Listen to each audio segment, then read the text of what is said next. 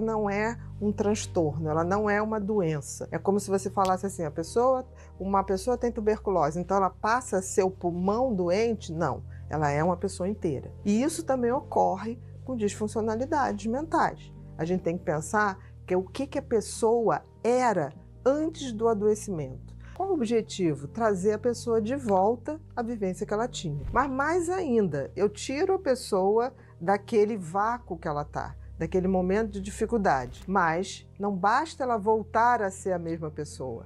Ela vai ter que voltar a ser aquela pessoa com uma visão muito clara de mudança.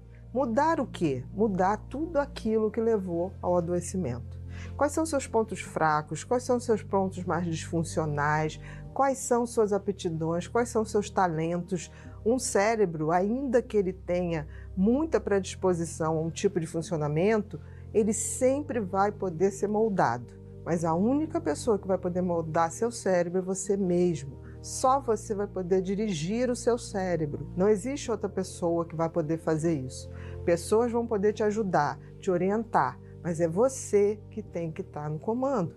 E você tem que começar a entender o que você sente, o que você pensa. Você sabia que nem tudo que a gente pensa é o que a gente é?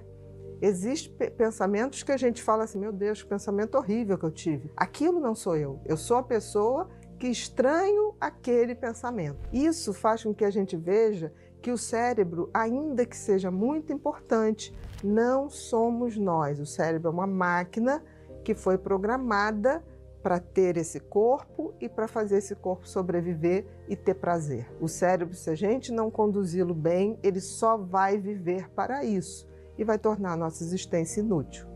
Quem sou eu quando eu estou vendo que esse cérebro faz coisas que eu não gosto? Eu sou a consciência. O que é a consciência? Se você quer entender um pouquinho mais, a consciência é a nossa dimensão espiritual, que vê isso tudo de cima, que tem consciência de que existe mais coisa do que só a nossa condição biológica. É isso que a gente vai chegar ao ponto de despertar a consciência. Mas para despertar a nossa consciência, a gente tem que ter conhecimento. Eu tenho que saber como funciona o meu corpo, como funciona o meu cérebro. É claro que um conhecimento básico, mas é importante que você entenda isso. Agora, como funcionam meus pensamentos? O que faz com que pensamentos negativos sejam desencadeados e saiam do meu controle, que a gente chama de gatilhos, né?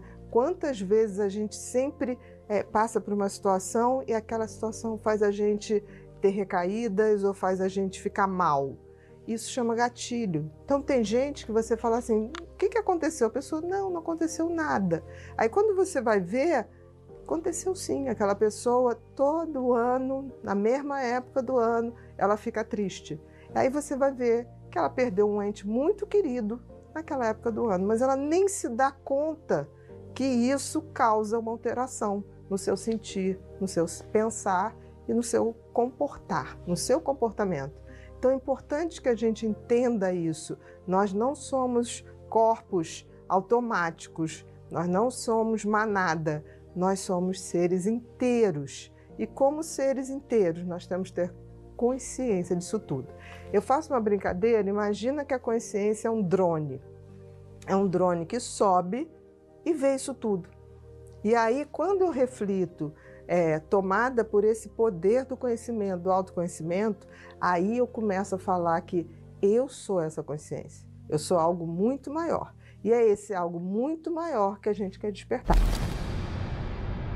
Por quê? Porque tem muita gente que não chega a ter um transtorno, tá? Tem gente que passa por fase que ela diz assim, estou esgotada, estou cansada, não consigo dar conta, estou com desesperança, estou com tristeza. Os ecos da mente é como se fosse o pré-adoecimento, ou uma tendência que o nosso cérebro tem de agir. Os ecos da mente mais comuns são a procrastinação, ou seja, essa coisa de eu querer uma coisa, mas eu estou sempre adiando a decisão de começar a fazer aquilo e levar até o fim. O cansaço mental, quantas pessoas que você conhece falam assim, eu estou tão cansada, eu estou exausta. O tempo todo a gente fica ouvindo isso. O esgotamento emocional, pessoas que estão assim, eu estou descontrolada, tudo me leva a ter muita raiva, tudo me leva a ter taquicardia, tudo me leva a ter muito irritabilidade, tudo me leva a ter um incômodo com as pessoas, insônia. Grande parte da população mundial hoje sofre de insônia. O que aconteceu? Mudou tudo, a gente não tinha luz. Hoje a gente tem excesso de luz. Para a gente dormir, a gente era guiado lá nos primórdios da nossa existência pela luminosidade. O sol baixava, começava a produção da melatonina. A melatonina é um hormônio que regula o nosso sono. E aí, ela sendo liberada, em determinado momento a gente entrava naquele sono. Hoje, você não tem mais isso, porque você liga a luz na hora que o sol está se pondo. Então, a gente foi alterando todas as marcações do nosso corpo biológico. Agora, vai deixar de acender a luz? Não, não vai deixar de acender a luz. Mas você tem que entender que você tem que criar condições favoráveis para que você volte a ter um sono reparador. Porque vocês podem não imaginar, mas o sono não é um momento de descanso para o cérebro. É durante o sono que o cérebro limpa o excesso de informação inútil, que fixa memórias, que faz toda a organização de limpeza do sistema imunológico. Então é um momento de muita atividade. Apesar da gente estar lá descansando, esse circuito inteiro, essa máquina maravilhosa, está trabalhando, mas a gente tem que favorecer esse trabalho. Tristeza, né? Tristeza é diferente de depressão, gente. O fato de uma pessoa estar triste tem algo que ela não está entendendo. O que está tirando a alegria? A alegria, eu fico alegre porque algo acontece, eu estou tomada por uma emoção, por um sentimento bom. A tristeza é a mesma coisa. Algo acontece, eu sou tomada por um sentimento não muito legal, mas isso tem uma relação. Se eu não sou capaz de ler isso, de entender esse mecanismo que o meu cérebro faz entre tristeza, alegria, desejo, vontade, motivação, eu não posso intervir nesse funcionamento. Outro eco que é muito comum é a falta de confiança. Essa coisa de tipo assim, não sou capaz, não vou tentar porque eu vou falhar. Mal a gente sabe que a gente aprende mais com os erros do que com os acertos. Por que a gente aprende mais com os erros do que com os acertos? Simples. O cérebro é uma máquina voltada para detectar erros. Se lembra que a gente falou lá no início? Se o erro é o objetivo do cérebro, porque ele acha que o erro pode te levar a consequências perigosas, o que ele vai fazer? Ele vai detectar erro muito mais fácil. E aí eu começo a ter um problema. Se esse sistema de detecção de erro está muito alto, eu começo a não querer errar, e ao não querer errar, eu não me exponho nas situações. Quem de nós já não fez uma gafe social, falar uma besteira, ou dizer alguma coisa que não deveria ter dito numa reunião social? Qual a primeira coisa que a gente sente? Um frio no estômago, né? Uma sensação gelada, a mão logo gela, um pouquinho de taquicardia. Por quê? Porque o sistema detectou que você foi inadequado. E ser inadequado para o cérebro, no mundo primitivo, era um risco muito grande, porque nós éramos animais que não tínhamos muita força, nós dependíamos de quê? Da nossa vida social. Nós tínhamos que nos unirmos para enfrentar animais que eram muito mais poderosos. Isso foi o grande sucesso, né, da espécie humana. A inteligência, mas a união. Se a gente fosse inteligente sozinho, a gente não tinha chegado a lugar nenhum. Então, essa coisa colaborativa nos trouxe até aqui. Então, quando eu falo ecos, eu estou falando coisas que ainda não são necessariamente um transtorno ou uma doença, mas que se a gente não detecta e se a gente não tenta reverter ou controlar ou agir na forma contrária, de limpar esse eco, de limpar essa interferência, certamente esse eco levará a um adoecimento. Os ecos da mente que eu vou detectar hoje com vocês são 3. A desesperança, a negatividade e a procrastinação. Hoje eu diria que esses são os grandes ecos que a gente tem. É o pré-adoecimento, é o nosso grande desafio de não adoecer, ou, se adoecer, a gente saber a estrada de volta e saber a estrada de buscar sentido, propósito e transcender e acionar a consciência. Isso é o grande objetivo de qualquer ser humano, gente. Isso não é receita de bolo, isso é receita de ser humano, tá? E vale para todos nós, mas cada um tem sua história, cada um tem sua genética, cada um tem o seu desafio. Ninguém fará a sua evolução por você, seja ela biológica, seja ela da consciência, seja ela da grande virada de eu entender quem eu sou e para onde eu estou indo e o que eu vim fazer aqui. Isso é a grande virada da vida e só você pode fazer isso por você.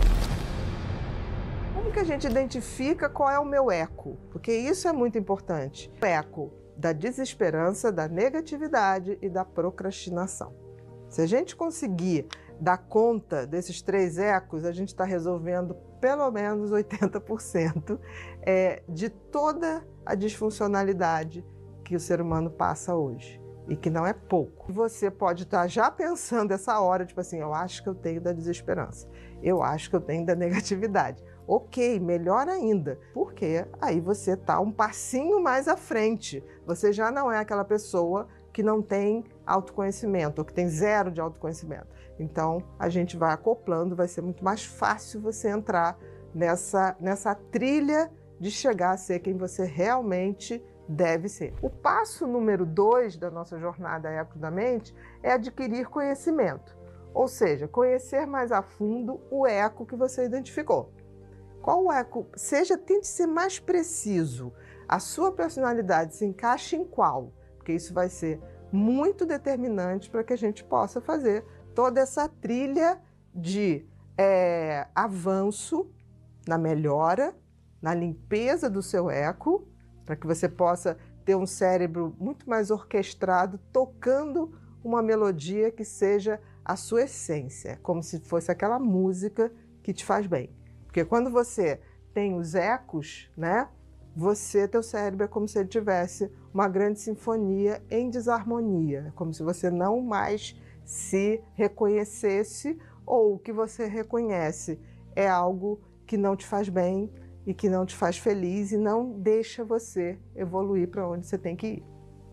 O passo número 3 é explorar o autoconhecimento. Por que eu falo isso? Tem coisas que só são inerentes à minha história. Então, é o autoconhecimento, é o conhecimento da minha história. Eu preciso me saber como ser humano, que tem o corpo, que tem o cérebro, que tem a mente, que tem a dimensão espiritual, mas eu preciso saber o que tem de diferente na minha história. Porque, por exemplo, a gente pode ter um corpo igual a todo mundo, mas existe uma coisa na nossa atividade mental que são os gatilhos. Gatilho é aquilo que aciona em mim as minhas vulnerabilidades, que faz com que a caminhada eu tropece. Então, o meu gatilho é diferente do seu gatilho. O gatilho de alguém pode ser, por exemplo, a dependência afetiva de alguém. O gatilho de alguém pode ser uma hipersensibilidade ao álcool. O gatilho de alguém pode ser a insônia. E ela começa a apresentar sintomas de tristeza, sintomas de exaustão. Então é importante que a gente saiba a nossa história. E nessa hora a gente tem que tirar a roupa e despir a gente na frente do espelho e falar as coisas que realmente, muitas vezes a gente não tem coragem de falar. As nossas, às vezes, mesquinharias, as nossas pobrezas de espíritos, as nossas picuinhas. É importante que a gente seja verdadeiro, porque não existe crescimento sem verdade. Você pode ter um pensamento ruim e você não é uma pessoa ruim por isso. Você passa a ser uma pessoa ruim quando você não faz nada para melhorar seus pensamentos. Nem como pessoa, né, para você mesmo, nem para o coletivo. Lembre-se, nós não somos o que nós pensamos. Nós somos aquilo que nós desejamos ser e é nisso que a gente vai buscar. Passo número 4. Agir proativamente. Agir proativamente foi tudo que eu falei até agora, gente. Não existe ninguém no mundo que tem que conhecer mais o seu funcionamento, os seus ecos, as suas dificuldades, as suas aptidões, os seus talentos, os seus dons do que você. Só você pode ser o melhor motorista para o seu cérebro, para a sua mente. Imagina o seguinte, um piloto precisa de um mecânico. Nós também precisamos de ajuda. Essa ajuda pode ser na forma de um psicólogo, essa ajuda pode ser que vai ajudar a gente a entender essa engrenagem, principalmente o autoconhecimento. Essa ajuda pode ser em forma médica, porque muitas vezes as pessoas chegam num ponto que todos aqueles circuitos ou os neurotransmissores já estão muito alterados. Então a gente precisa de ajuda, como um carro eventualmente precisa de mecânico. Mas o fato é que a gente não vai ficar com o mecânico o dia inteiro dirigindo com a gente. Então a gente precisa de um pit stop, mas a gente precisa ser um bom piloto e saber reconhecer a hora que você tem que parar no mecânico, a hora que você tem que botar combustível, a hora que eu tenho que fazer atividade física. É isso que eu quero que vocês entendam. Por que vocês levam o carro para revisão e não levam o cérebro para revisão? E não leva a consciência para revisão? Isso é um processo contínuo. Por que tratam as coisas materiais com tanto carinho e tratam a sua essência, o seu funcionamento, a sua consciência tão mal? Está na hora da gente mudar essa história, está na hora da gente cuidar da gente, porque só a gente pode conduzir a gente aonde a gente foi feito para chegar. E, finalmente, o passo número 5, desenvolver a consciência.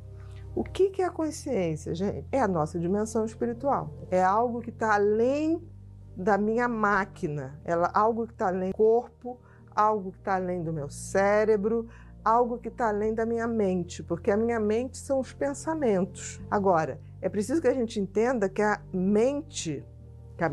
consciência, ela é ética em si. A gente sempre sabe se a gente está fazendo uma coisa errada. Aí vocês vão falar, ai, Bia, mas o psicopata também sabe que faz uma coisa errada, ele só não liga. Mas sempre nós sabemos. Quando a gente chega aí e magoa alguém, você pode fazer impulsivamente, mas se você parar e acionar a sua consciência, você sabe que você fez errado.